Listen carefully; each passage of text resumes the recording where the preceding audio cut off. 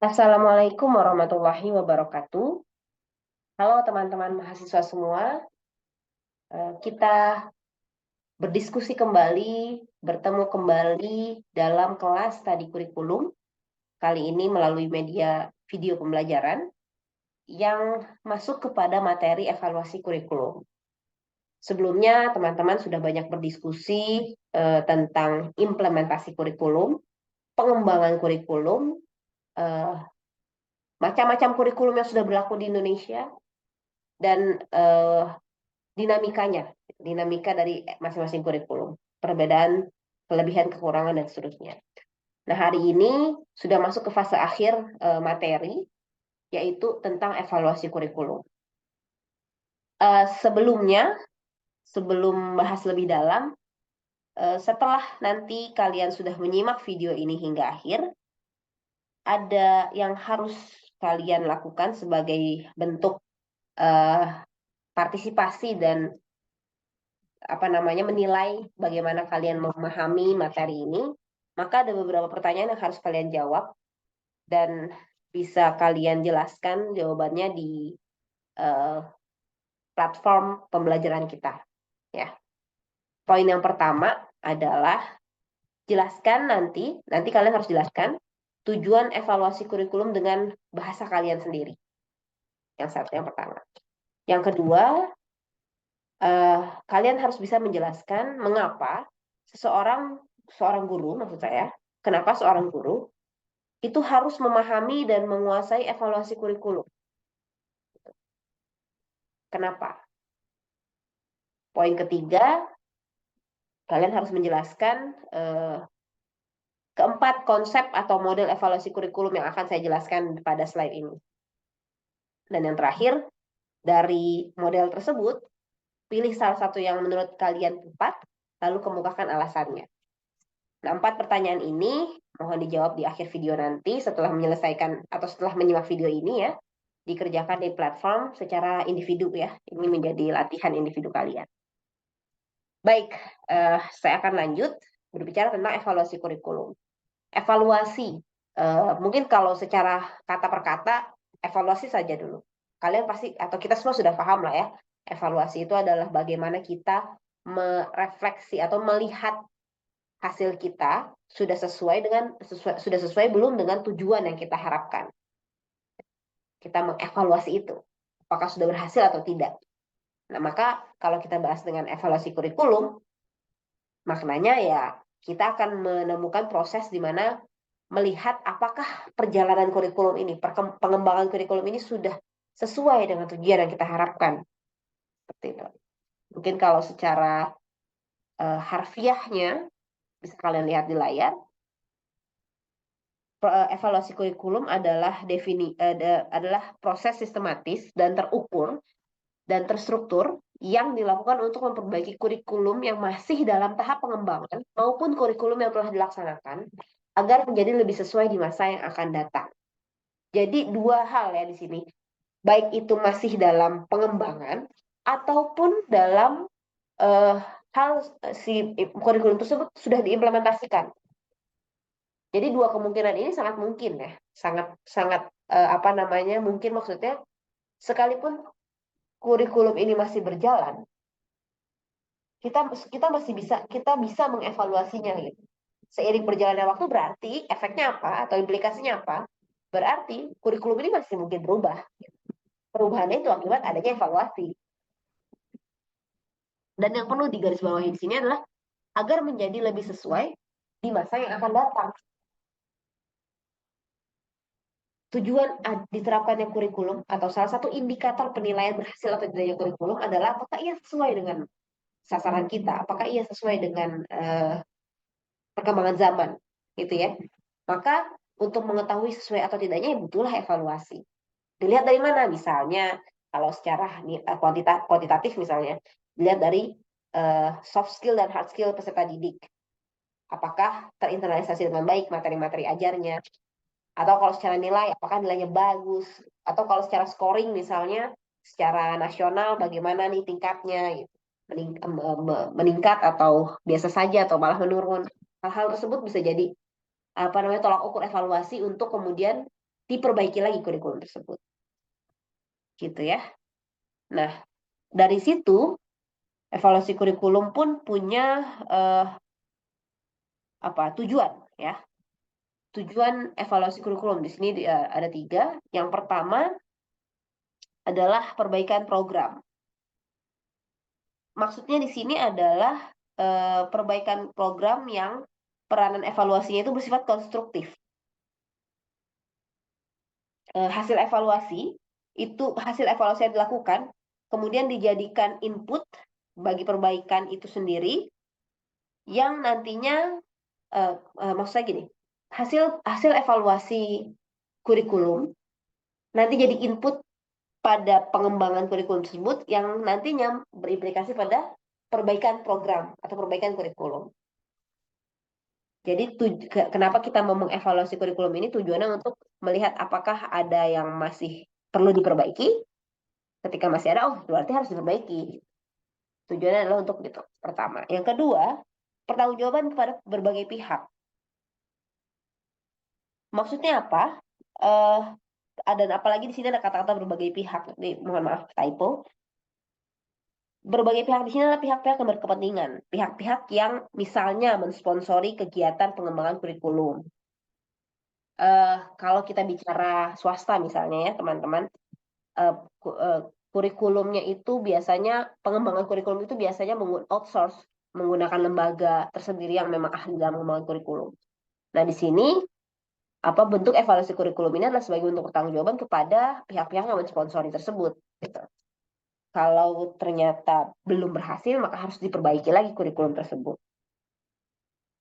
Maka kalau tadi swasta ya, tapi kalau misalnya kita bicara nasional, kurikulum nasional kita, pihak-pihak tersebut bisa saja pemerintah, masyarakat, orang tua, petugas pendidikan, apalagi lembaga tertentu yang balik lagi tadi ya mensponsori pengembangan kurikulum itu sendiri. Maka ini yang bisa menjadi pihak-pihak yang berhak menerima pertanggungjawaban atas implementasi kurikulum tersebut. Maka evaluasi kurikulum diadakan bertujuan itu sebagai bentuk pertanggungjawaban. Yang selanjutnya adalah penentuan tindak lanjut hasil pengembangan. Nah, tindak lanjut hasil pengembangan kurikulum itu dapat berbentuk jawaban atas 2 kemungkinan pertanyaan. Pertanyaan pertama adalah apakah kurikulum tersebut akan atau tidak akan disebarluaskan ke dalam sistem yang ada. Jadi ini ibarat kata kurikulumnya masih di ajang coba-coba atau sedang diuji coba ya, bukan ajang coba-coba. Sedang diuji coba, lalu hasilnya apa? Apakah akan diteruskan menjadi kurikulum nasional atau tidak? Nah ini tujuan evaluasi kurikulum yang ketiga. Atau pertanyaan yang kedua, bagaimana dan dengan cara yang bagaimana pula kurikulum baru tersebut akan disebarluaskan ke dalam sistem yang ada. Nah, ditinjau dari proses pengembangan kurikulum yang sudah berjalan, pertanyaan pertama tadi dipandang tidak tepat untuk diajukan pada akhir fase pengembangan. Maka kalau tadi teman-teman lihat dari definisi yang sebelumnya, evaluasi kurikulum itu bisa dilakukan di saat pengembangan kurikulum atau saat di akhir fase. Nah, kalau untuk pertanyaan yang pertama tadi ya, pertanyaan apakah kurikulum ini akan atau tidak akan disebar. Nah, berarti ini kan masih fase pengembangan, masih di tengah-tengah proses. Gitu. Nah, selanjutnya, kalau pertanyaan yang kedua, itu lebih tepat pada pada akhir fase ya. Pertanyaan kedua tadi kalau teman-teman lupa saya ingatkan, pertanyaan kedua adalah dalam kondisi yang bagaimana dan dengan cara yang bagaimana kurikulum tersebut akan disebarluaskan. Berarti kan kondisinya si kurikulum tersebut sudah oke secara evaluasi. Tinggal bagaimana cara penyebarannya saja. Maka ini biasanya fasenya di akhir. Akhir pengembangan kurikulum sudah selesai, udah oke, baru kita sebarkan. Nah, jadi tujuan evaluasi kurikulum yang ketiga ini adalah untuk menentukan tindak lanjut hasil pengembangan. Apakah diteruskan atau tidak? Apakah masuk ke dalam sistem atau tidak? Seperti itu. Nah, selanjutnya membahas tentang model evaluasi kurikulum. Jadi tidak hanya pengembangan kurikulum, evaluasi kurikulum pun juga ada model-modelnya. Dan model yang terkenal ada 4 di sini, ada measurement, congruence, illumination, dan educational system evaluation. Pertama, measurement. Sesuai dengan rasanya ya, pengukuran pastinya. Maka ini maksudnya adalah pengukuran perilaku siswa untuk mengungkapkan perbedaan individual maupun kelompok di dalam satuan tingkat pendidikan tersebut. Nah, hasil evaluasinya kemudian digunakan untuk keperluan seleksi siswa, lalu untuk bimbingan pendidikan, untuk perbandingan efektivitas antara 2 atau lebih metode pembelajaran, misalnya. Jadi kalau bicara measurement, berarti pengukuran, maka kata kuncinya adalah mengukur atau menitik beratkan pada hasil belajar, terutama pada aspek kognitif. Sesuatu yang dapat diukur intinya, bersifat kuantitatif akhirnya. Nah, dalam kegiatan evaluasi, cenderung ditempuh pendekatan yang pertama menempatkan kedudukan setiap siswa dalam kelompoknya melalui pengembangan norma kelompok dalam evaluasi hasil belajar. Lalu yang kedua ada membandingkan hasil belajar antara 2 atau lebih kelompok. Dan yang ketiga, teknik evaluasi yang digunakan terutama tes yang disusun dalam bentuk objektif. Ya, secara kesimpulan, model evaluasi measurement ini adalah berbasis hasil belajar gitu, yang bisa diukur, berbasis hal-hal yang objektif. Itu kata kunci yang ada di measurement. Lalu model evaluasi yang kedua, congruence. Congruence itu pemeriksaan kesesuaian antara tujuan pendidikan dan hasil belajar yang dicapai. Hal tersebut dilakukan adalah untuk melihat sejauh mana nih perubahan hasil pendidikan telah terjadi. Nah, ini mungkin yang lebih umum lagi, lebih luas lagi ya berarti. Congruence di sini untuk melihat sejauh manakah tercapaian tujuan dari pengembangan kurikulum tersebut.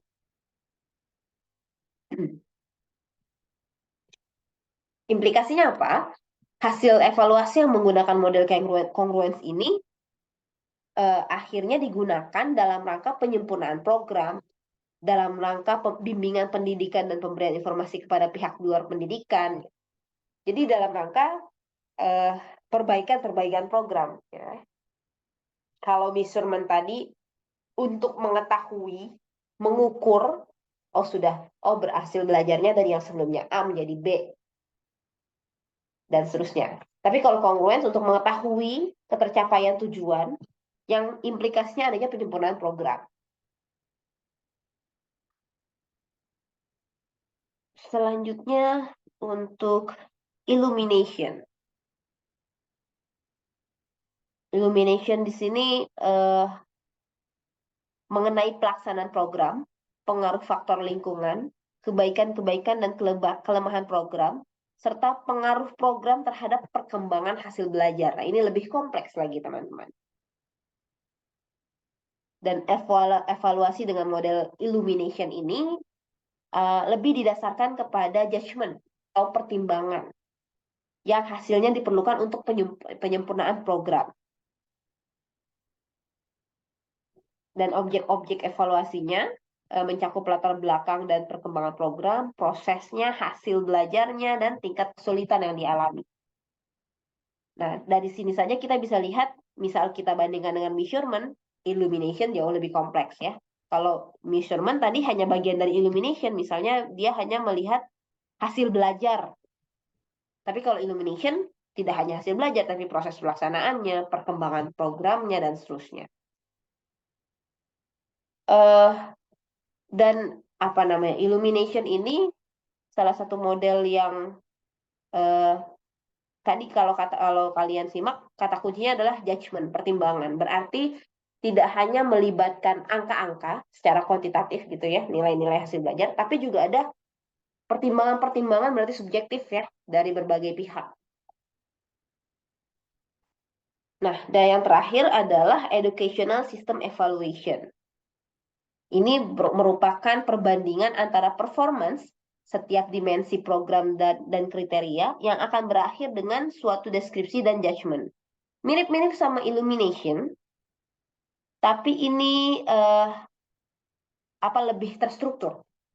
Objek evaluasinya ada input, proses, dan output. Inputnya berupa bahan, rencana, peralatan, prosesnya ya proses pengukurannya. Lalu outputnya berupa pertimbangan-pertimbangan,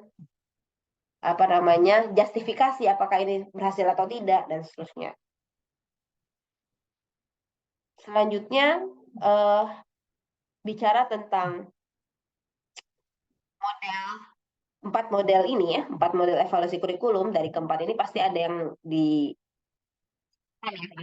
mana yang punya, maksudnya pasti ada yang memiliki kelebihan, ada yang memiliki kekurangan gitu. Tapi ya sesuai dengan namanya,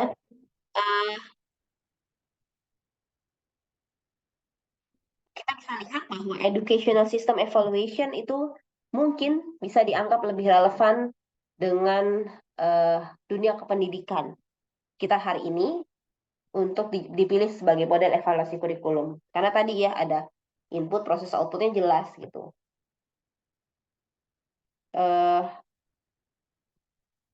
Dan mungkin kalian bisa lebih mendalaminya lagi nanti ketika saya sudah memberikan bahan suplemennya ya, bahan bacanya.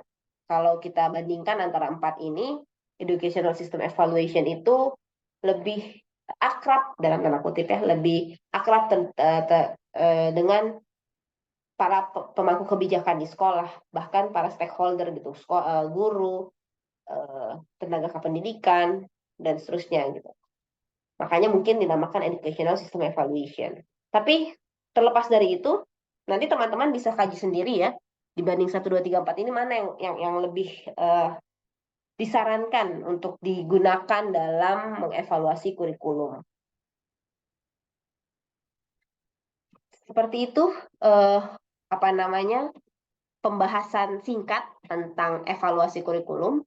Setelah ini saya akan berikan suplemen tambahan berupa materi berbasis PDF dan ada video juga yang bisa kalian cerna untuk membantu kalian dalam menjawab pertanyaan-pertanyaan yang sudah saya sampaikan di awal video tadi. Ketika sudah selesai ketika sudah selesai dikerjakan, jawaban kalian bisa kalian submit di platform pembelajaran kita dengan deadline yang juga nanti akan saya sampaikan di platform kita. Mungkin itu saja tentang evaluasi kurikulum. Lebih kurangnya kita masih bisa berdiskusi di grup WhatsApp kelas atau di platform pembelajaran ya. Semoga bisa dipahami teman-teman dan bisa ditangkap pesannya bahwa evaluasi kurikulum itu penting untuk dilakukan untuk mengetahui sejauh mana tingkat ketercapaian atas tujuan kurikulum yang kita laksanakan. Demikian, mohon maaf jika ada kesalahan yang disampaikan. Mohon maaf jika ada yang salah dalam penyampaian saya. Terima kasih atas perhatiannya. Saya akhiri. Assalamualaikum warahmatullahi wabarakatuh.